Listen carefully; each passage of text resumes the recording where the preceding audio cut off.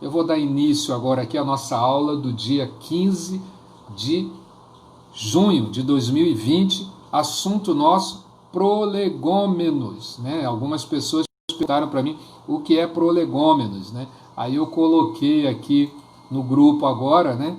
Porque já tinha dito, ó, prolegômenos, o prolegômeno, né? Ele é um termo literário derivado de um particípio grego que significa as coisas que são ditas antes, né? O termo prolegômeno tem sido usado como introdução ou prefácio, né, a um estudo mais particular de qualquer ciência. Então, o prolegômeno, nós usamos essa expressão para introdução à teologia, né? Ou seja, muita gente fala, vou estudar a teologia, eu quero estudar a teologia, mas não entende o que é teologia, não entende sobre a história, a função, os momentos que ela participou na história da humanidade, a importância, não sabe de teologia dogmática, não entende de teologia histórica, não entende de teologia sistemática, e a teologia, ela exerceu um papel muito importante na história da humanidade. Já foi chamada de rainha das ciências, mas na verdade eu acredito que é muito ruim pensar em teologia como ciência, embora ela utilize alguns métodos no aspecto da pesquisa, né? Principalmente, por exemplo, vocês de vez em quando devem assistir alguns vídeos do Dr. Rodrigo Silva, né?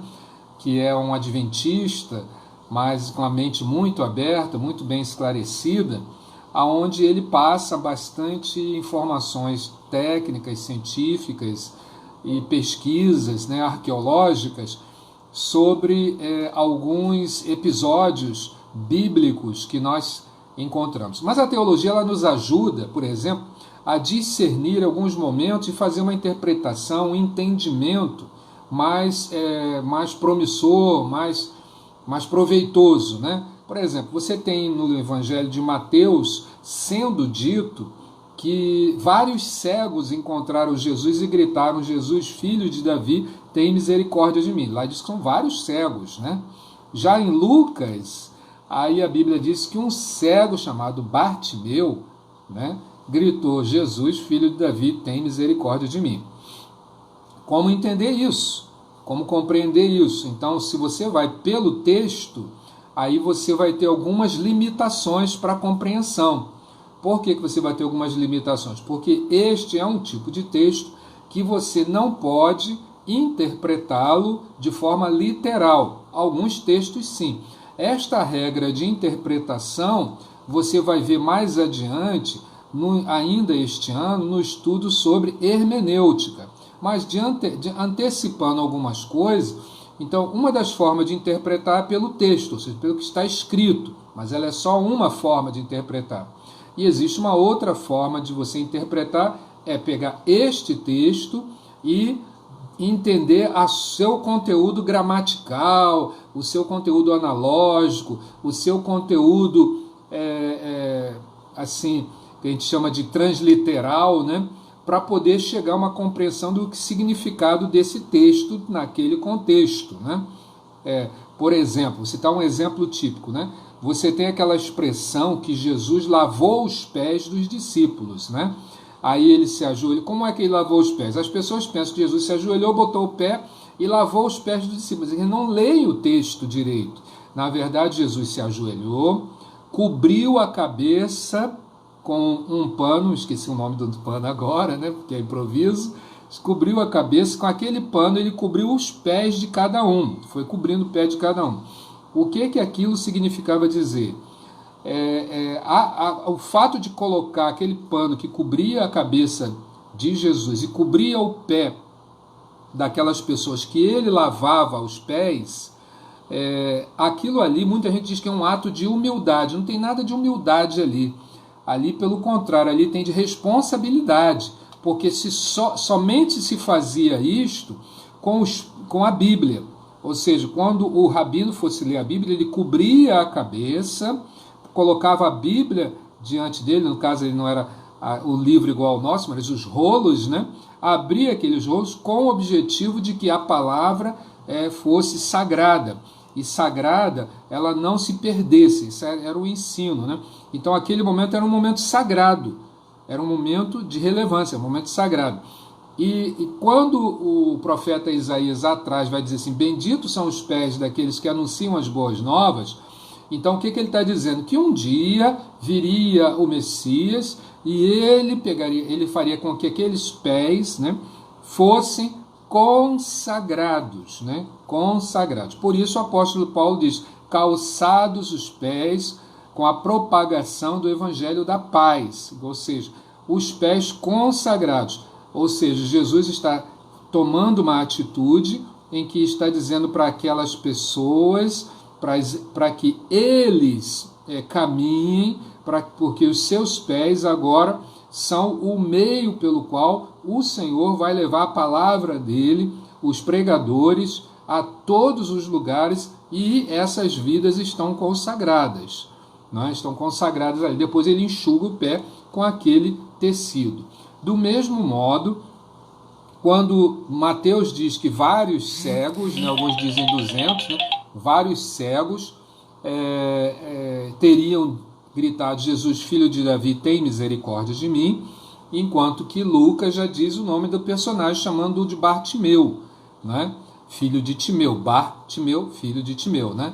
Então, qual o contexto desse texto aí, dentro de uma perspectiva de uma análise razoavelmente teológica? Era a motivação de Lucas e a motivação de Mateus, né? A motivação de Lucas era uma, a motivação de Mateus era outra.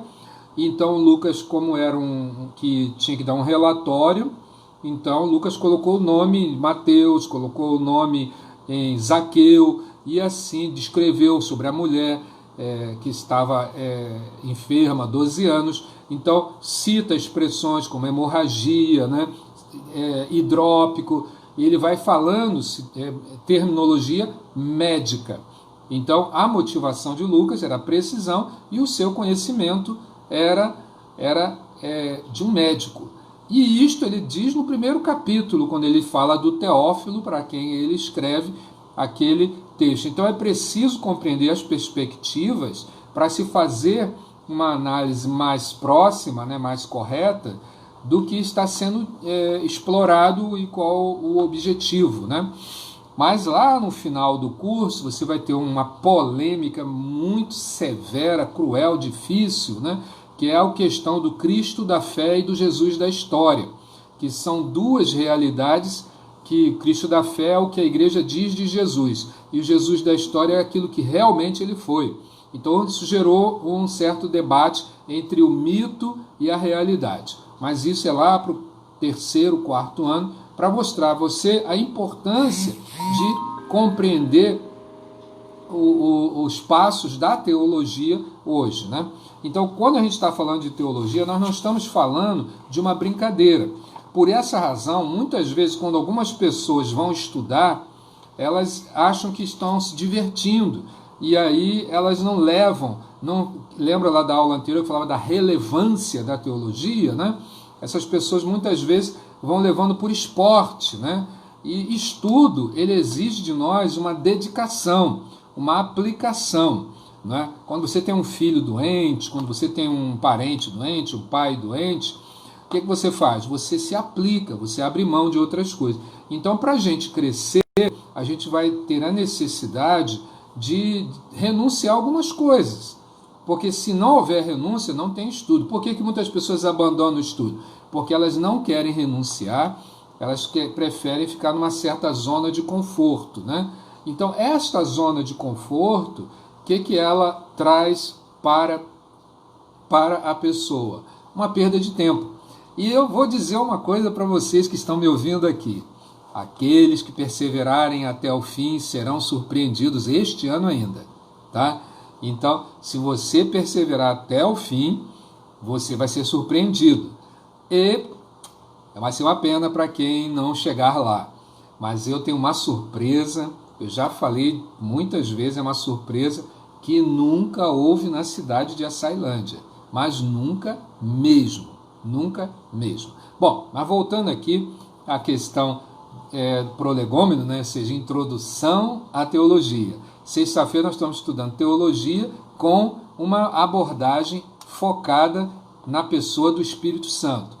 Então, deixa eu recapitular rapidamente aqui a capacitação teológica na história do povo de Deus. Nós já mencionamos sobre isso aí introdutoriamente. Embora a teologia seja uma ferramenta especial e essencial para a igreja, não é? Por que isso? Existem algumas temáticas que em alguns momentos as pessoas ficam com muita dificuldade de explicar. Não é que elas não tenham entendimento, elas já compreenderam, mas elas têm dificuldade de explicar. E aí utilizam certas argumentações grosseiras, né? E que é preciso, por exemplo, num tempo deste que nós estamos vivendo no Brasil, então é um tempo que necessita muito de teólogos. Por isso que muita gente fica ouvindo pastor Hernandes, né? E ouvindo o pastor Nicodemos e ouvindo outros pastores.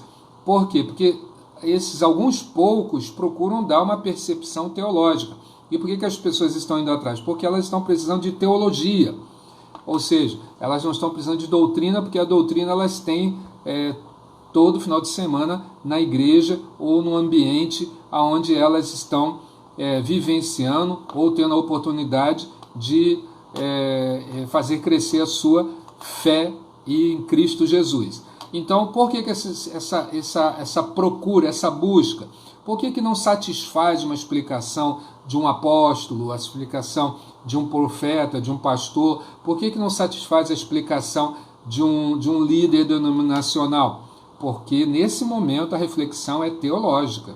É preciso ter uma fundamentação racional e uma fundamentação espiritual e uma fundamentação bíblica, para que possamos, como diz Paulo em Colossenses capítulo 1, para que nós possamos explicar qual a razão da nossa esperança, né? De Jesus Cristo que está em nós, que é a esperança da glória, né? Então, a teologia, ela é sim uma ferramenta essencial da igreja, mas, lamentavelmente, isso muitas vezes não é bem reconhecido, bem admitido, né? Principalmente pelo fato de que muitas pessoas preferem ter uma comunidade em que ela está focada muitas vezes em trocas, né? Eu vou lá para receber uma bênção, eu vou lá para fortalecer a minha convicção de ser batista, presbiteriano, metodista, seja lá o que for. Bom, mas a teologia, por outro lado, ela como pano de fundo, né? E como uma espécie assim de esqueleto para o corpo da nossa pregação e do nosso ensino, ela muitas vezes nos leva a um ponto essencial, que é a dúvida. A dúvida é o principal problema que a humanidade teve desde o Éden. O que o Satanás explorou do homem lá no Éden? A dúvida, né? Foi isso que ele explorou. Bom, não foi bem assim que Deus disse. E a partir desse momento da dúvida, que a mulher caiu, o homem foi junto também, né? Mas é culpa dos dois, tá? Aí, por quê? Porque se ela teve dúvida, mas o homem também teve dúvida, então os dois tiveram dúvida. Os dois ficaram em dúvida. E quando a dúvida se instalou, então foi um ato de desonra. Esta mesma dúvida pode ser usada de forma positiva e ela pode ser usada de modo inteligente. As razões que estão por detrás da imensa ojeriza que algumas pessoas têm para com a teologia são muito intrigantes para nós, né? Porque por detrás de muito disso, dessa rejeição à teologia, estão problemas na América Latina, né? O movimento protestante na América Latina diagnostica com muita facilidade essa rejeição à teologia. Eu já disse do comodismo e da zona de conforto, mas também do preconceito, né? Do preconceito. Parece que a teologia jamais fez parte da trajetória do povo de Deus, e ela sempre fez parte. na concepção de alguns crentes, a educação teológica é coisa recente. Eles pensam que ela começou agora, daqui uns 10 anos atrás, ou 20, ou 30, ou 50, e não percebem que, na realidade, ela sempre acompanhou a trajetória e a história do povo de Deus. Voltando ao Dr. Wander de Lara Proença, ele explica que a ideia de preparar vocacionados, ela se reporta aos tempos da antiguidade, estão lembrados? Que nós mencionamos aqui que profetas, sacerdotes e outros líderes do Velho Testamento, a exemplo do que está lá em 1 Reis, capítulo 19, versículo 19, 2 Reis, capítulo 2, versículos de 9 a 14, ali você começa a perceber um sistema de ensino para profetas pregadores. Na época, né, não existia ainda esse ofício como hoje a gente está bem destacado no Novo Testamento. E um sistema de internato, né, ou seja, de confinamento para estudo da Bíblia, em 2 Reis, capítulo 4, versículo 38. Possivelmente, né, em 1 Samuel, capítulos 19 até o capítulo 28, nós temos uma escola de profetas, né, que, na realidade, quando você estiver lá no ano que vem, você vai fazer um trabalho chamado profetismo, né, que é um estudo da história de Israel vinculado à questão do profeta. Aí você vai ver a importância disso. Já no Novo Testamento, né, nos dias do próprio Senhor Jesus, nós ressaltamos a história dos essênios, que foi uma comunidade monástica que viveu no deserto, onde mantinha uma escola de formação de profetas, né, da onde vem a pregação típica de João Batista, é típica dessa escola dos essênios, essa escola monástica que foi construída por essênios que, como eu já disse anteriormente, tinham uma semelhança muito forte com o movimento dos fariseus. Os fariseus surgem no período, vamos simbolizar assim, no período do profeta Daniel, né? O profeta Daniel, ele fazia parte do Reino do Norte. Então vamos dizer assim, que Israel está assim, né? Está bem mal desenhado aqui, né? Aqui é o Reino do Sul e aqui é o Reino do Norte. Então, quando Nabucodonosor veio aqui no Reino do Norte e apanhou os jovens e levou esses jovens para a Babilônia. Quem era a Babilônia? Que nós vimos lá, a maior cidade e o maior império que já houve na história da humanidade. Nunca mais houve um império igual ao da Babilônia. Agora, quem desmoronou o império da Babilônia? A presença do povo de Israel ali dentro. Então, nunca mais, porque o profeta Daniel disse que aquela comunidade seria demolida logo no início, no capítulo 2 do seu livro, né? 1 e 2, ele já vai dizendo, né, que aquele reino nunca mais seria um igual. Era um reino que tinha uma cabeça de ouro, né? Nunca mais eles seriam outro igual. E até hoje não tem outro reino que se assemelhe. Muitos já tentaram, mas não conseguiram reproduzir o mesmo tipo de império que foi o Império Babilônico. Então, voltando aqui à nossa construção do Novo Testamento, então estes essênios, eles surgiram, aliás, os fariseus surgiram nesse período com a sua alta moral, a sua capacidade moral e a sua atitude de santidade, né? O seu comportamento. Quer dizer, os fariseus eram um movimento de avivamento e eles surgiram dentro de um ambiente que também foi criado nesse período do cativeiro, chamada sinagoga, ou então sunagogue, né? A sinagoga é uma construção micro, é uma escola onde a pessoa aprendia a ler, aprendia a escrever, aprendia hebraico, aprendia aramaico, e onde tinha um mestre. Tinha um curioso hábito nessas sinagogas de deixar uma cadeira para o Messias, né? Então, eles achavam que tinha cadeira dos mestres e tinha uma do Messias, né? E havia sempre uma sinagoga matriz, e essa sinagoga, ela coordenava as demais sinagogas a partir daquele ponto.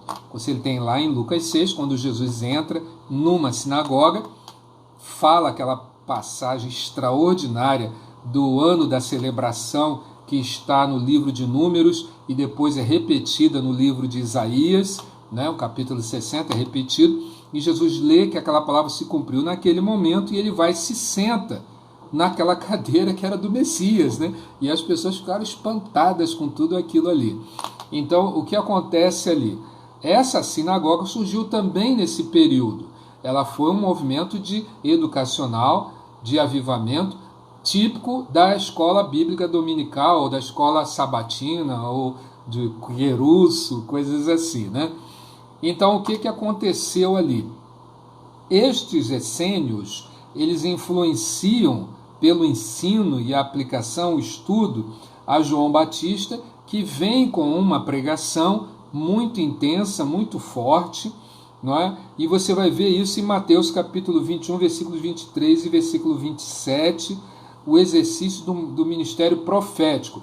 Jesus, então, quando começa o seu ministério, Mateus capítulo 3, versículo 15, vai até João Batista e valida aquele ministério de João Batista ali em que ele estava batizando, e honra, e do céu se ouve uma palavra dizendo que este é meu filho amado em quem me compraz, e a pomba desce sobre ele como o Espírito Santo como pomba, né? Tem gente que acha que foi uma pomba mesmo, mas ali está dizendo como pomba, né? Como uma pomba. Então é uma visão espiritual, né? Que está acontecendo. Então vejam bem, este exercício de estudo, mais tarde você vai ver também essa aplicação na história do próprio apóstolo Paulo, né? Gálatas capítulo 1, versículo 17 e 18, Atos 19, versículos 9 e 10, assim sucessivamente as escolas em Alexandria, no Egito, Antioquia, na Síria, e outras escolas que foram se formando até quando chega na Reforma Protestante. E na Reforma Protestante, então, há uma expansão muito forte, da formação teológica, cultural e acadêmica de pastores e líderes, né? Então, há um certo arejamento do pensar teológico. Mas dentro da Igreja Católica existem grandes personagens que escreveram, como Irineu, como Tomás de Aquino, como Agostinho, muitos outros escreveram, mas eram contratados, né? Eram contratados para escrever e tinham uma capacidade muito forte. Daí que a Sandra questionou sobre a nossa teologia enlatada, né? Que eu disse que a teologia que chega a nós vem da Alemanha para os Estados Unidos e dos Estados Unidos para o Brasil, empacotada, enlatada. Ou seja, é uma teologia que nem sempre está construindo algo novo, está fazendo novas reflexões, né? E aí nós ficamos a dever. Uma coisa interessante, então, agora é vermos a importância da capacitação teológica. A importância. Vejam bem, uma das coisas que eu gostaria de frisar muito para você, que apesar da teologia ser tratada com menosprezo, né, por pessoas que nem sempre a conhecem suficientemente, está claro que a sua presença foi muito importante na história do povo de Deus. Lembrem-se de Gamaliel, né? Lembrem-se de Gamaliel, que é um tipo teólogo dos seus dias, né? Aquele momento, em Jerusalém, todos estavam assim, querendo, né, uma perseguição. E Gamaliel faz aquela expressão que muita gente utiliza até hoje, o livro de Atos dos Apóstolos, e diz que deixasse aquilo acontecer, aquele movimento, né, que era o chamado movimento herético, né, que era o chamado movimento cristão, né, na época nem era cristão, era o caminho, né, movimento herético, aquele início da igreja. Então Gamaliel usa a famosa expressão dizendo que nós devemos deixar, porque se for de Deus vai continuar, vai prevalecer, e se não for de Deus vai se acabar. Eu acho que dá para você refletir muita coisa hoje também nos nossos dias, né? Muita gente vai atrás apenas do barulho da lata, mas não do conteúdo que haja dentro dela. Muitas vezes o conteúdo não faz muito barulho, mas a lata faz muito barulho, sim, é verdade. Lata vazia que faz mais barulho, né?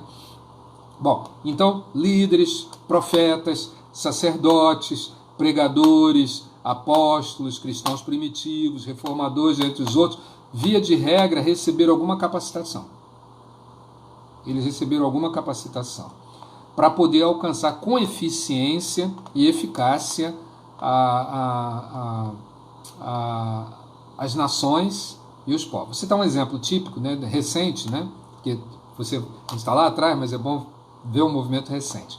Na década de 70, por exemplo, a junta de Richmond, nos Estados Unidos, era até hoje a maior junta missionária do mundo, né? A junta batista de Richmond, nos Estados Unidos, que tem um grande número de missionários espalhados no mundo quase todo, né? E esses missionários se repetem muito. Você vê muitos mormons por aí, você pensa que eles têm um número grande, mas os mormons utilizam aquela pregação como serviço militar. Né? Chega uma certa idade, o jovem tem que fazer o serviço militar, porque os mormons não queriam servir o exército americano, porque eles eram parte dos confederados, que não gostavam, não queriam aceitar a escravidão, aliás, a libertação dos escravos. Né? Bom, mas isso é um outro fenômeno lá. Mas veja bem, a junta de Richmond enviou vários missionários para o mundo. Esses missionários foram para a África, para a Índia, para a China, para a Coreia, para o Brasil e para as ilhas do Pacífico, que centenas delas, para vários países. Quando eles mandavam relatórios, eles davam relatórios dizendo sobre várias situações de possessão demoníaca, que eles se deparavam nesses campos. E aí eles escreviam nos seus relatórios sobre essas possessões demoníacas. Na junta de Richmond, esses relatórios foram sendo arquivados, foram sendo estudados, e se constatou que uma possessão demoníaca na Índia era diferente de uma possessão demoníaca, e era diferente de uma possessão demoníaca na China, diferente de uma possessão demoníaca no Brasil, diferente de uma possessão demoníaca na Europa, diferente de uma possessão demoníaca nas ilhas do Pacífico. Tudo era diabo, mas as possessões demoníacas eram diferentes. E aí então eles começaram a chamar esses missionários e dar algumas instruções para eles. E alguém, nunca se sabe, né? Alguém viu uma chance de ganhar uma grana nisso daí, é claro. E escreveu um livro sobre, claro, né? Não podia ser diferente, demônios territoriais, né? Demônios territoriais. E aí começou essa questão de demônios territoriais, né? Que é uma linguagem, digamos assim, pobre, mais popular, né? E aí muitos livros começaram a ser escritos, né, sobre demônios territoriais e também sobre libertação de demônios, de ancestrais, mas é tudo baseado no relatório dos missionários da junta de Richmond e também da junta de missões estrangeiras, presbiteriana também, metodista e outros, que tinham relatórios semelhantes. Essa questão de demônios territoriais, e guerra, e batalha espiritual, e de conflitos espirituais, tudo vem do final da década de 70 para cá. E antes, pastor? Bom, antes ninguém estava preocupado com isso, a grande realidade. E depois muita gente criou muita lenda em cima disso daí. Voltando aqui ainda sobre essa importância, ou seja, nesse momento os missionários tinham teologia e tinham prática, mas não tinham experiência com aquele ambiente, né, local. Quer dizer, eles tinham uma ideia de demônio naquele lado dos Estados Unidos, né, e de repente vão se deparar com outro tipo de demônio. Por isso que eles começaram a adotar alguns comportamentos. Os teólogos Franklin Ferreira e Alan Mate, né, eles esclarecem que desde os tempos dos apóstolos o estudo da teologia foi um elemento essencial na vida da igreja cristã. Eles exaltam Paulo, João e os demais autores do Novo Testamento, né, que foram os primeiros teólogos cristãos, os pais da igreja primitiva, seguiram seus passos. Não pense que os apóstolos saíram por aí pregando de qualquer maneira. Você pode imaginar assim, Pedro não era semi-analfabeto, então ele escreveu, né? Ele escreveu 1 Pedro, 2 Pedro. Então, se ele escreveu 1 e 2 Pedro, então ele teve que, de alguma maneira, se aprimorar. Ah, pastor, mas ele também pode ter ditado. É verdade, ele pode ter ditado. Paulo, embora fosse um bom escritor, tinha problemas de visão, vivia com aquelas enfermidades nos olhos, né? E termina o ministério cego, mas ele tinha Festo, tinha Silas, tinha outros que escreviam as cartas que ele ditava. De tantas essas cartas, e a carta aos Hebreus, que ninguém sabe exatamente de quem é, mas pelo linguajar, a maioria tem uma certa tolerância em crer que seja Paulo que escreveu. Mas partindo do fato que a igreja primitiva, desde o seu nascedouro, reconheceu a importância da capacitação bíblica teológica, haja vista a questão da igreja dos bereanos, por exemplo, que exigiam maiores explicações, haja visto também os temas da igreja primitiva, como ressurreição, que vocês devem estar lembrados, né? Que não era uma pregação corriqueira, ainda porque vários judeus não acreditavam, né? Isto tudo daí fez com que a igreja ela tivesse que criar instrumentos, ferramentas. Daí que você tem por que os evangélicos levaram muito tempo para serem escritos, né? Por que a primeira carta a ser escrita é 1 Tessalonicenses? De todo o Novo Testamento, a primeira carta a ser escrita é 1 Tessalonicenses. O primeiro evangelho a ser escrito é escrito 44 anos depois da morte de Jesus. Não é? E então significa dizer que este evangelho foi escrito o mínimo do mínimo do mínimo do mínimo. Entende?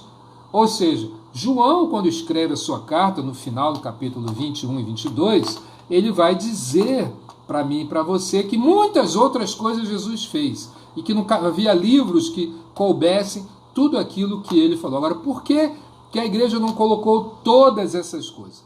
É aí que entra a observação teológica e histórica.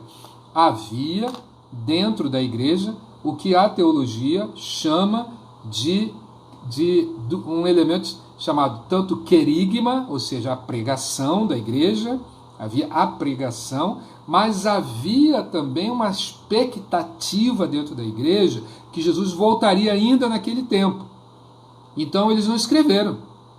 Pelo jeito com que o evangelho vai avançando, então havia essa expectativa, né, que Santo Agostinho vai dizer, chamado expectatio, né, que é uma expectativa de que Jesus voltasse logo. Isto acelerou, de certo modo, a pregação da igreja. A igreja começou a pregar tanto isso daí, que o livro de Atos dos Apóstolos começa em Jerusalém e termina em Roma. Jerusalém, Samaria, Judéia, confins da terra. Onde é os confins da terra? Lá em Atos capítulo 28. Né? Quando diz assim, e Paulo pregava, o último versículo está lá dizendo assim, e Paulo estava preso e pregava com toda a liberdade. É onde encerra. Então, para esse tempo, eles entenderam que eles, apóstolos, cumpriram a missão de Atos 1:8. Atos 1:8, eles cumpriram. Por que eles cumpriram? Eles foram até os confins da terra, aonde, chegando ali o evangelho, seria divulgado pelas próprias autoridades para o mundo inteiro. Então, os apóstolos cumpriram a missão dele. Eu não, mas os apóstolos conseguiram cumprir a missão deles. Tá legal? Mas é como a gente ainda está aí, tem tempo, né? Estou pedindo a Deus a unção de Moisés, que o ministério começou aos 80, né? E eu também estou pedindo aí para o pastor Edmar, o ministério dele de 80, com o pastor Reginaldo também, né? De Caleb e Josué, né? Com 80, com vigor de 40, né? E eu quero chegar a 120 com vigor de 28 anos. Mas vamos voltar aqui para a gente... só para você refrescar um pouco aí essa enxurrada de tantas informações, né? Ok, querido, agora que você teve um descanso aí na sua mente, aí na sua cabeça, bom, deixa eu destacar aqui também, são muitas as questões, as ameaças internas e externas que rondam a igreja, principalmente nos dias atuais, né? Há muitas temáticas que são levantadas que faltam um certo domínio de conhecimento da Bíblia e um domínio realmente da ciência, do estudo teológico. E a própria ciência, como ciência, apresenta-se muitas vezes como religião, né? Olha só como é que a ciência se apresenta como religião. nós tivemos um grande debate nacional, não só aqui, mas no mundo inteiro, né? No mundo inteiro. A ciência diz isso, a ciência diz aquilo, a ciência... Sabe como é que a ciência estava com relação ao coronavírus? Perdida. Simplesmente perdida. Então, a estrutura, porque a estrutura da ciência muitas vezes funciona como estrutura de uma religião, de uma própria religião. O que a religião tem? Tem dogmas que ninguém discute. Dogmas que ninguém discute. Não é? Então, a ciência começou a criar determinados ensinos que as pessoas são proibidas de discutir. Então, quando alguém fala assim, mas a cloroquina resolve, né? A outra diz, não, a cloroquina não é para isso, mas não pode discutir esse assunto. A própria ciência depois vai rever. Houve uma ocasião que a ciência disse que Jesus tinha um caso com Maria Madalena. Ela afirmou isso, virou livro, isso virou filme, peça teatral, novela, manchete em vários jornais do mundo. Pronto, e conseguimos uma prova que Jesus não é Deus. Que essa é a grande preocupação dessa galera, né? Depois de filmes, Oscar, homenagens e séries, a cientista holandesa que fez esse estudo, porque ela achou um fragmento assim, né? Um fragmento arqueológico que indicava que Jesus tocou, aliás, foi tocado por Maria Madalena. Aquilo ali, ela construiu uma história fantástica e todo mundo acreditou. E no final, outros cientistas foram lá, estudaram o mesmo conteúdo e concluíram que foi uma fraude. Entende? Mas por que ninguém questionou aquilo naquela época? Porque a ciência funciona às vezes como uma religião. Tá dando para você entender? Às vezes a ciência funciona como uma religião. Porque quase todo conhecimento, quando ele se instala na cabeça das pessoas, ele funciona como uma religião. Quem é que vai fazer o desmonte disso daí? A teologia. Um servo de Deus bem preparado, com profundo conhecimento bíblico, com capacidade de organizar e concatenar bem seus pensamentos e expor isso daí com grande conhecimento teórico, conhecimento histórico e conhecimento teológico. Então, tem um filme que eu desafio você a assistir, chamado Contato. Contato. É a história de uma jovem cientista ateia, ela não crê em Deus e em nada, né? Ela só crê naquilo que ela vê, e que se apaixona por um teólogo. Se apaixona por um teólogo, que é um pastor, mas que era uma referência teológica nos Estados Unidos. E os dois caminham com muitas dificuldades, ele na explicação da sua fé e ela na explicação da sua incredulidade. Ele um pouco desprezado e ela desprezada pelos cientistas. E chega um momento em que ela tem que explicar aquela viagem que ela faz para outras galáxias. Só que ela não encontra palavras porque ela é uma cientista. E ela diz assim, eu precisaria de um teólogo. Viu? Para ela poder explicar a experiência que ela teve lá, ela precisaria de um teólogo, de um filósofo, ou de um poeta, como diz lá na hora. Então, aí depois ele é a única pessoa que fica do lado dela. É um filme muito bonito, chamado Contato. Vale a pena você assistir. Mas é um filme assim de ET, essas coisas assim. Mas é bom perceber a importância de um teólogo para poder saber fazer uma investigação, uma análise crítica, para não dizer é demônio, é isso, é coisa do diabo, que pode até ser, mas é preciso compreender esses fenômenos. Então a teologia tem esse papel muito importante. Por isso, a importância não só dela para a humanidade, para governos, para vidas, para pessoas, para educação, para igrejas, né? Porque quando muitas vezes você vê as pessoas chamando um pastor, um líder para ir na televisão defender, na grande maioria, são os mais despreparados e piores, talvez, né? Às vezes um até bom, outro assim, razoável, mas dificilmente um grande teólogo. A Rede Globo, por exemplo, que persegue muitos evangélicos, né? Muito, por sinal. No final do ano parece que ela quer terminar o ano bem, né? Aí ela põe todas as religiões e chama um professor meu, amigo meu, chamado Israel Belo de Azevedo, pastor da Igreja Batista de Itacuruçá, né? Converso com ele quase todo mês, né? Um grande amigo meu. Então, o que acontece? O Israel é um teólogo, é um doutor em filosofia, é um mestre em teologia, é um pastor, eu conheço ele desde jovem, é um estudioso, né? Uma pessoa que eu vi ficar doente de estudar, nunca tinha visto alguém ficar doente de estudar, ele ficou doente de estudar, problema nas pernas, porque ficava muito tempo sentado. Estudava até 1 da manhã, 2 da manhã, quer dizer, uma pessoa dessa, tão preparada, é uma pessoa que foi lá falar, é o único que a Rede Globo hoje em dia dá voz. Ela dava voz ao Caio Fábio, né? Mas o Caio Fábio parece que entrou muito, é um gênio racional, né? Mas me parece que entrou muito assim, uma onda meio de nicolaíta, né? Mas é uma pessoa extraordinária, mas eu acho que falta sim um pouco mais de conservadorismo dele, né? Porque conservador não é ser atrasado, conservador significa dizer protetor mesmo da verdade, né? Mas aí ele deixa cada um com o jeito que quiser, né? Aquela coisa, né? Mas Deus é fiel. Ok, agora vamos passar para o segundo ponto, então, que eu falei para vocês que é o ponto, na realidade, é o ponto quase que final, né? Nosso, né? Que a gente estava falando aqui para você, que é o que versa sobre essa importância, né? Da teologia que nós acabamos de falar aqui, mas agora sobre quem precisa de capacitação. Quem precisa de capacitação? Bom, então vamos aí, é muita coisa, né? Mas nosso tempo vai nos ajudar, né? Temos 15 minutos aqui, mais 40 ali, 60 faz 1 hora. Então vejam bem, quem que precisa de capacitação bíblica, teológica e prática atualmente? Bom, uma das coisas principais que eu quero destacar para você aqui é que, veja bem, hoje não é diferente dos tempos apostólicos. A teologia ainda é uma ferramenta imprescindível. Não é o repúdio a alguns crentes. Algumas pessoas entram para a igreja e às vezes querem da noite podia serem pregadores. Aí fica, pô, mas essa igreja não me dá oportunidade, esse pastor não me dá oportunidade, mas o pastor ele tem que ter um pouco de cuidado, né? O próprio apóstolo Paulo fala que não impõe as mãos precipitadamente, né?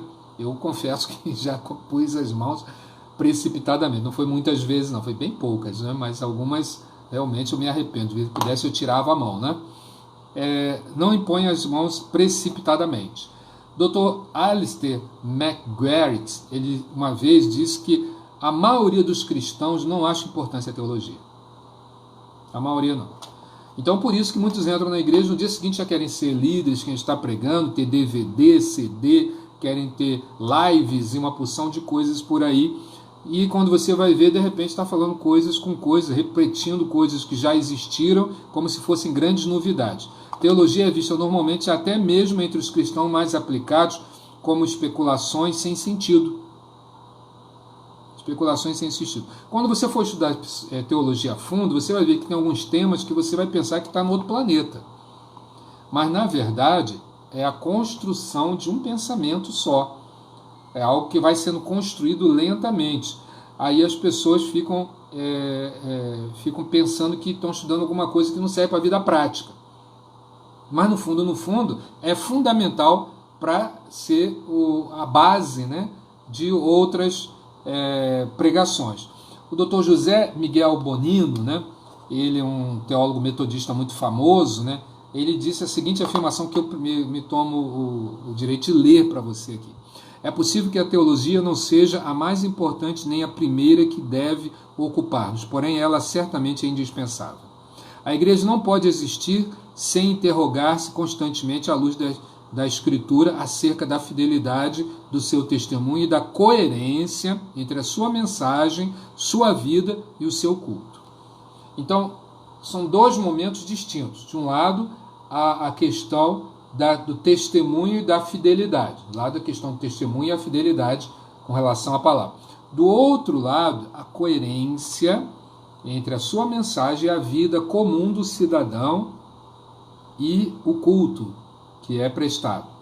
Então, é preciso haver uma coerência, ou seja, uma inteligência operante aqui. Mas, na realidade, você pode perguntar, mas quem precisa mesmo de teologia, pastor? Bom, primeiramente, a própria igreja cristã coletivamente precisa.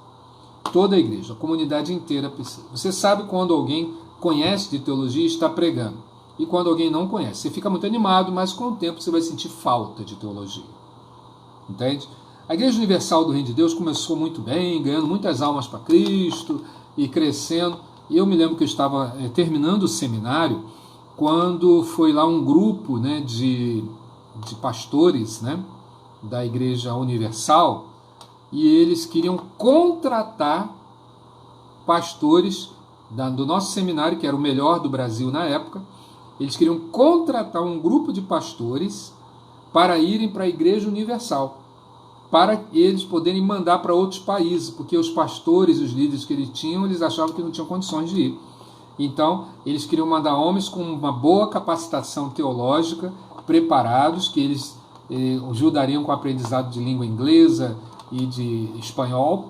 Naquela época era para ir para a Espanha e Portugal, e eles iriam patrocinar. Eu me lembro que alguns até ficaram meio tentados, mas eu não sei quem foi, não.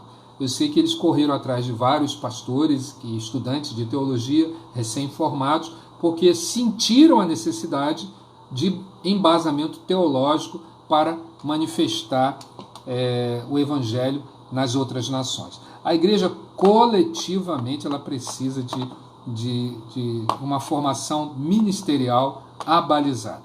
A igreja cristã evangélica, ela forma o estudante em teologia, depois ele tem que apresentar um trabalho, depois ele tem que praticar alguns tipos tipo um estágio, e ele fica sendo cozinhado durante um tempo até poder ser consagrado a pastor.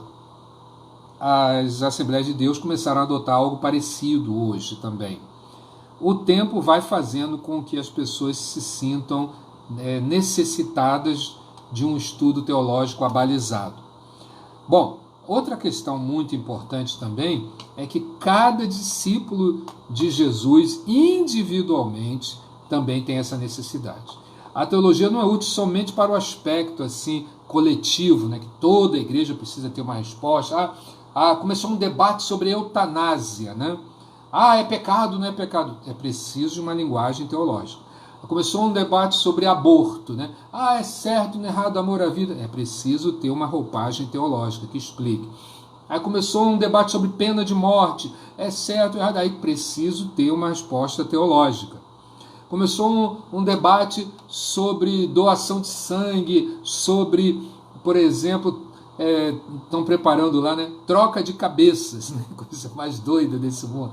Cientista querendo se fazer de Deus. Quer dizer, a pessoa está cansada com o seu corpo, né? Aí pegam a cabeça, eles tiram a cabeça e colocam num corpo mais jovem, né? Deve ser interessante, o cara com a cabeça velha e um corpo jovem, né? Então, eles estão lá, aí a teologia precisa chegar para poder apresentar argumentos convincentes a respeito desse assunto. No campo individual, há vários fatores que ratificam os benefícios da teologia na vida pessoal do cristão. No entanto, por hora, é bom a gente destacar dois aspectos principais. Primeiro deles, a reflexão teológica correta pode desembocar numa prática correta da palavra de Deus. Numa prática correta da palavra de Deus. Infelizmente, graça muito assim no nosso meio cristão, uma verdadeira descompasso entre crença e prática. As pessoas creem numa coisa e praticam outra. Creem numa coisa e praticam outra. Vou citar um exemplo típico, né? Um exemplo típico. Vocês estão lembrados de uma mulher chamada Marta na Bíblia, não é? Marta. Quem foi Marta? Marta é aquela mulher que chega perto de Jesus quando do episódio da morte de Lázaro, né? E ela diz assim: Senhor, se o Senhor estivesse aqui, aí pastor, para você pregar, se o Senhor estivesse aqui, isso não teria acontecido. Aí Jesus fala assim para ela crer que quem crê nele ressuscitaria, né? Aí ela passa para o outro extremo e ela diz assim: eu sei que no final eu creio que no final o Senhor vai ressuscitar os mortos. Resumo da palavra, tá? Para economizar tempo aqui. Esse comportamento é o comportamento de muita gente, a prática teológica. Ela acreditava que se Jesus tivesse estado lá atrás, haveria milagres. Ela acreditava que no futuro Jesus faria milagres, mas não acreditava que no presente Jesus fosse fazer milagres. Entende? Então, ela acredita no passado, no futuro, mas não no presente. No presente, ela já achou que Lázaro morreu de vez. Aí Jesus, quer dizer, foi muito importante Jesus ter atrasado para chegar ali, para ressuscitar Lázaro, porque a função de ressuscitar Lázaro era uma função que levava as pessoas à realidade da fé no presente. No presente. No aqui e no agora. Enquanto que as pessoas estão... Até hoje tem muita gente que você fala assim, você acredita que Deus ressuscita morto? Ah, eu acredito. Você acredita que Jesus vai voltar e vai arrebatar sua igreja, vai ressuscitar os mortos? Ah, eu acredito. Você acredita que ele faz isso agora? Aí tem um silêncio. E quando às vezes eu não acredito, mas eu não acredito assim, né? Eu acredito, então vamos ali orar agora, né? Orar agora. Eu lembro que quando eu era mais novo, né? Graças a Deus, aleluia, glória a Deus, tinha uma piada, né? Que o Chico Anísio contava, que um helicóptero lá em Portugal caiu num cemitério e já tinham resgatado mais de 2.000 corpos, né? Quer dizer, na opinião daquelas pessoas, né, aquele helicóptero não tinha 2.000 mortos e nem no chão tinha 2.000. Então, aí as pessoas riam muito, né, quando Chico Anísio contava isso, né, ele não falava mais nada. Mas as pessoas, voltando aqui, elas não acreditam, elas ironizam, né, elas não acreditam que Jesus é o mesmo ontem, hoje e eternamente. Elas acreditam que o mesmo Jesus é ontem e eternamente, mas não hoje. Hoje ele não faz essas coisas. Bom, um crente com um credo ortodoxo e uma ética mesquinha, sua teologia está em descompasso com a prática. Você deve encontrar gente que tem uma capacidade teórica extraordinária, mas uma prática ruim demais. Eu lembro de um debate que uma vez nós tivemos aí em Açailândia sobre perda da salvação. E o pastor Edmar e o pastor Reginaldo participaram desse debate ali numa mesa. E o interlocutor, ele não deixava a gente falar. Ele falava, mas você acredita nisso? Ele não deixava a gente explicar para ele sobre a questão da salvação. Ele ia de uma coisa, já emendava em outra, e todas as argumentações eram emocionais. Não tinham fundamento teórico, não tinham fundamento lógico, nem doutrinário. Então eram afirmações meramente emocionais, né? E por que isso daí? Porque é fácil entender a questão da Assembleia de Deus. O que a Assembleia de Deus fez? A Assembleia de Deus, numa certa época, afirmou que as outras igrejas, né, não criam no Espírito Santo. E que quem fosse batizado com o Espírito Santo, né, fosse batizado no Espírito Santo, não pecava. E quem pecava perdia a salvação. Então, vejam bem, aí estamos aqui amarrados, não pecava. E quem falasse em línguas estava batizado no Espírito Santo. Muito bem. A pessoa batizada no Espírito Santo, falando em línguas e não pecava. E quem pecou, para evitar da pessoa querer pecar, perdia a salvação. Acontece que com o passar dos anos, o que aconteceu? Gente falando em línguas, batizada no Espírito Santo e pecando. E abandonando a igreja, e falando em línguas, abandonando a igreja, essa coisa toda. Então, o argumento da Assembleia de Deus, ele caiu totalmente por terra. Ele caiu totalmente por terra. Houve uma época em que os batistas falavam que não, quem não fosse batizado por imersão não era crente. Que é batizado por imersão não era um fiel mesmo, bem preparado. Várias pessoas foram batizadas por imersão e com o passar do tempo, esses que batizaram por imersão também abandonaram a fé.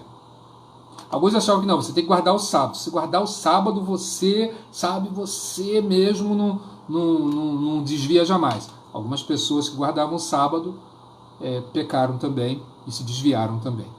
O que quer dizer isso? Não existe uma fórmula de bolo, não existe uma receita de bolo para garantir. O que garante mesmo é você estar em relacionamento permanente com o Espírito Santo, permanente com Deus. A teologia, ela tenta fazer você ter a prática e a teoria em conjunto, harmônico, dando sentido à sua própria vida, à existência, à sua prática, entende? você vai para uma universidade estudar lá e houve uma opção de teoria e abandona a fé. Então, o que isso significa dizer? Que você não tem uma fundamentação resistente, capaz de refutar sofismas e cauterizações de mente. O Dr. John Stott afirma que o que Paulo escreveu acerca dos judeus não crentes do seu tempo podia ser dito com respeito a alguns crentes de hoje. Olha só o que Paulo diz lá em Romanos 10, 2. Porque lhes dou testemunho de que eles têm zelo por Deus, porém não com entendimento. Esse é talvez o grande perigo. Você ser uma pessoa extremamente zelosa, não fuma, não bebe, não joga, não adultera, não rouba, não faz nada disso, mas não tem entendimento. O que essa pessoa é capaz de fazer? De condenar uma outra ao inferno, de dizer que uma outra não vai para o céu, baseado muitas vezes na idolatria do seu próprio caráter. O John Macrae escreveu assim, disse assim: a entrega sem reflexão é fanatismo, mas a reflexão sem entrega é paralisia de toda a ação, de toda a nossa ação. Bom, o segundo ponto que termina essa série de hoje é o seguinte: todo crente, conscientemente ou não, segue algum sistema doutrinário ou teológico, consciente ou não, seja pelo senso comum, seja pelas influências, ele vai seguir. Cada súdito de Jesus, que é tradicionalmente, que é pentecostal, que é neopentecostal, pentecostal, tradicional, seja lá o que for, tem um sistema doutrinário na cabeça. Tem um sistema doutrinário na sua cabeça. Isto é, tem alguma teologia dentro deles. Tem alguma teologia. Inclusive aqueles que repudiam a teologia, que classificam como pejorativamente, como algo que atrapalha até mesmo a nossa fé, o ideal é que esses daí sejam vistos como pessoas que de alguma maneira tenham assim algum fundamento teológico que eles estão assim pensando. O ideal é que a prática cristã seja decorrente de reflexões cristãs. A prática seja decorrente de reflexões. Ou seja, você saber aquilo que você está praticando. Saber aquilo que você está praticando. Eu me lembro que uma vez, né, eu lembro que teve um pastor que ministrou na nossa igreja, pastor José Luiz, da Igreja Batista Bequimão. Ele ministrou, foi o primeiro seminário de oração da nossa igreja. E ele saiu tocando em todo mundo, e naquela época tinha um negócio de que as pessoas caíam no chão e ficavam lá, sendo tratadas pelo Espírito Santo. E ele tocou em mim, eu não senti nada. Ele tocou, eu não senti nada. Mas, de alguma maneira, eu caí no chão. Entende? Mas não estava sentindo nada. Mas quando eu toquei no chão, eu tive uma visão. Quando eu toquei no chão, eu tive uma visão. E aquela visão mudou radicalmente os rumos do meu ministério. Eu tomei decisões a partir dali. Procurei fundamentar bem para saber se aquilo tinha alguma fundamentação. Então, muitas vezes, eu poderia dizer, então, meu irmão, caia no chão que Deus vai te dar uma visão. Não tem sentido. Muita gente que caiu no chão hoje em dia não está nem no evangelho, quanto mais na igreja. Muito mais no evangelho, na igreja. Então, eu, na realidade, não senti nada. Mas quando eu toquei no chão, eu tive uma visão. Olha que diferença. Tinha gente que era tocando assim, já ia desmoronando, assim, como quem estava desmaiando, né? Não aconteceu nada disso comigo. Mas eu me lembro que quando eu caí no chão, eu tive uma visão. E essa visão mudou radicalmente o meu ministério. Então, vejam bem, então não foi o pastor que me derrubou, vamos assim dizer, né? Mas, de alguma maneira, aconteceu um fenômeno espiritual comigo. E eu quero dizer que isso não é doutrina, não tem nada a ver com doutrina. Isso aí é apenas uma prática. Eu podia ficar em pé. Então é preciso, algumas pessoas, o pastor está caindo, está não sei o quê, papapá. Isso é gente que não, assustada, espavorida, que está olhando, ouvindo pelo raciocínio e a pregação de outras pessoas e não da realidade. Não está em contato com a realidade. Todo crente, então, de alguma maneira, tem sim uma certa influência ou recebida ou desenvolvida de um ambiente teológico, né? O Dr. Charles Riley, ele escreveu uma vez uma expressão muito interessante em que ele procura dizer que toda pessoa tem um sistema doutrinário, mesmo que não se dê conta desse fato, ou não admita. Eu já encontrei vários crentes dizendo que a igreja diz isso, a igreja diz aquilo, uma coisa que a igreja nem disse. Pode ser algo sistemático às vezes, né? Desorganizado ou até mesmo desleixado, né? Eu lembro, pastor Reginaldo, que uma vez eu cheguei lá em Eugênio de Barros, né? Eu era novinho em folha, né? Eu cheguei lá em Eugênio de Barros, aí eles falaram assim, olha pastor, o senhor vai ficar ali na casa pastoral. Eu falei, que legal, casa pastoral. Quando eu cheguei lá na casa pastoral, em letras garrafais, grande, eu acho que devia ter 1 metro cada letra, estava escrito assim, casa pastoral. Bem grande, casa pastoral. Quer dizer, a igreja ali, naquele ambiente, estava querendo dizer assim, todos precisam saber que essa aqui é a casa pastoral, né? A casa pastoral. Eu fui lá na casa pastoral, eu e a pastora Anitta naquela época, né, nós novinhos em folha, né? Então, de alguma maneira, havia uma certa percepção teológica que aquela casa ali tinha uma função ministerial, ela estava acoplada ao ministério da igreja, né? Assim como muitas pessoas acoplam o cantor cristão à Bíblia. Ou, aliás, a Igreja Batista já tinha, de certo modo, esquecido um pouco essa questão do cantor cristão, embora seja ainda na área oficial. Mas a Assembleia de Deus ainda conserva até hoje a harpa com a Bíblia, como se fosse a continuação da Bíblia, a harpa, né? Mas isso daí não está escrito na Bíblia. Mas se você tirar isso daí, você é amaldiçoado. Então, nesse sentido daí, o que acontece? Eu lembro que eu participei de longos debates para mudar uma letra do cantor cristão. Quando eles conseguiram mudar a letra do cantor cristão, o povo já não cantava, a maioria não cantava o cantor cristão. Não cantava. Inário para o culto cristão, que foi lançado com muito sacrifício. Mais de 15, 20 anos de debate para lançar um inário. Que quando foi lançado, a maioria do povo não cantava mais.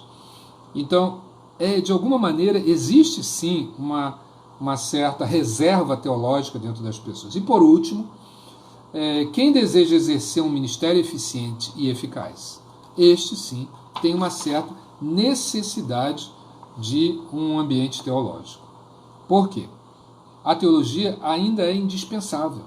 Ela é indispensável a qualquer pessoa que foi chamada por Deus. Se você vai exercer um ministério, você tem que estar preparado adequadamente de modo teológico. Ah, mas eu já prego bem, essas coisas eu vou pregar, não, eu vou pregar o que eu vejo. Ok, vai chegar um momento que você vai ser confrontado, se você não tiver base, você vai ficar para trás e você vai falar, eu tinha que fazer um curso teológico. Na minha turma de seminário tinha 2 pastores com mais de 70 anos.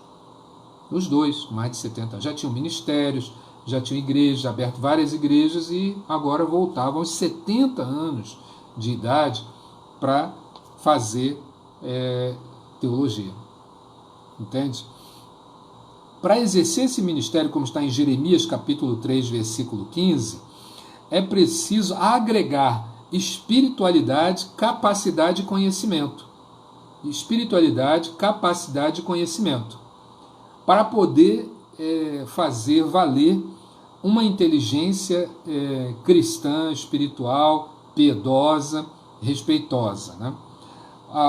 O Dr. Anders Rutgers, ele explica que não é o estudo em si que transforma um pregador em um bom pregador. Do mesmo modo que a honra de ser doutor em teologia não garante em absoluta a condição de profeta. Não garante. Mas o estudo confere ao pregador conhecimentos formais necessários para exercer o seu ofício de pregador. Assim como o artesão e o profissional têm que aprender técnicas e práticas próprias de sua profissão ou de suas profissões. Todo mundo tem respeito por uma pessoa que é capaz do seu ofício. A gente em Açailândia encontra muita gente falando assim, vamos fazer curso disso, curso daquilo. Eu falo muito para os meus alunos que ouvem esses carros de som anunciando cursos de 30 dias, de 6 meses e até 1 ano, que eles estão sendo enganados. Que ninguém é técnico em 1 ano. Em 1 ano ninguém é técnico. Para ser um bom técnico, você tem que fazer um curso no mínimo 2 anos. Para ser um bom técnico. Spurgeon, uma vez ele disse assim, sejam bem instruídos em teologia e não façam caso do desprezo dos que fazem troça porque a ignoram. Muitos pregadores não são teólogos, e disso procedem os erros que cometem.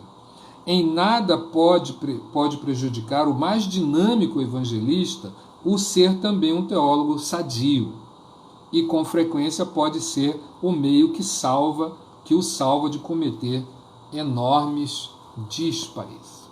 Ok? Bom, assim nós fechamos hoje, mas eu deixa eu falar uma coisa antes de fechar para você. Eu lembro de um pastor que foi um professor meu, muito brevemente, né, Dr. João Filson Sorém. Foi o pastor da primeira igreja batista do Rio de Janeiro e o primeiro capelão evangélico da história do Brasil, porque foi o capelão na Segunda Guerra Mundial. Dr. Sorém era um homem assim, de 1,66m, 67m, um baixinho, e ele muito respeitado até hoje. Ele é filho de Francisco Fulgêncio Sorém. O pai dele pastoreou a primeira igreja batista 50 anos e aposentou-se, né, jubilou-se e faleceu.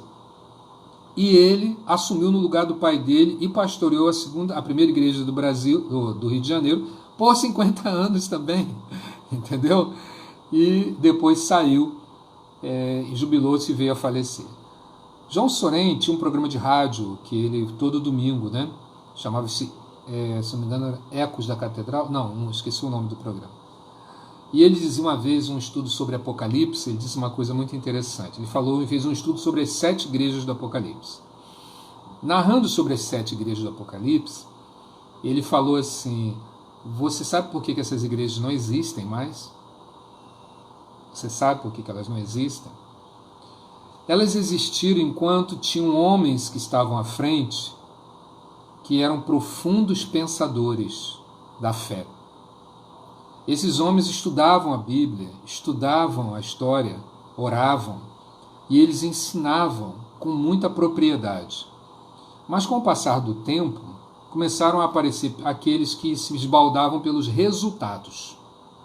Pelos resultados. Não, eu faço, Jesus faz isso, Jesus faz aquilo. Isso encheu relativamente a igreja. Com o passar do tempo, as pessoas começaram a ter necessidades de maior profundidade de conhecimentos, e esses pregadores não tinham.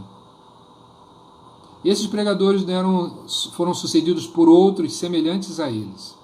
A teologia foi sendo desprezada, sendo desprezada, sendo desprezada, e as 7 igrejas do Apocalipse desapareceram, inclusive a igreja de Filadélfia e Tiatira e Éfeso desapareceram completamente.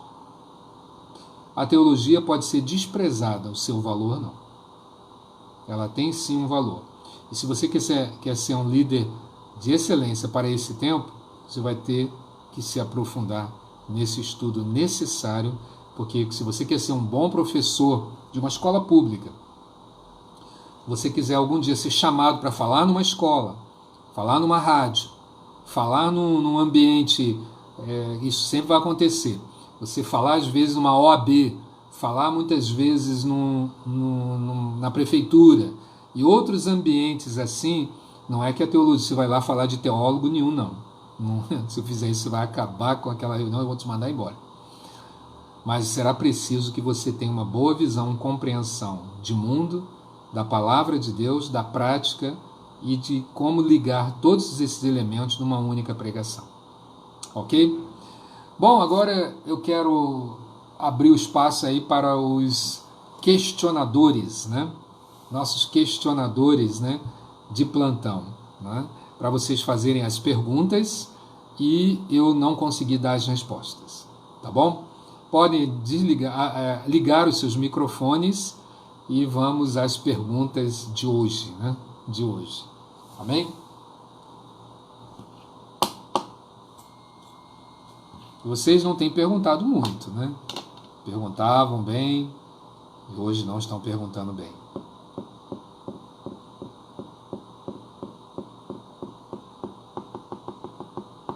As mulheres vão perguntar, os homens.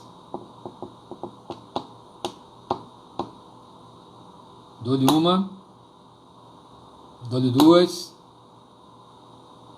dou-lhe 3. Dou-lhe 4, dou-lhe 5, dou-lhe 6. Ok.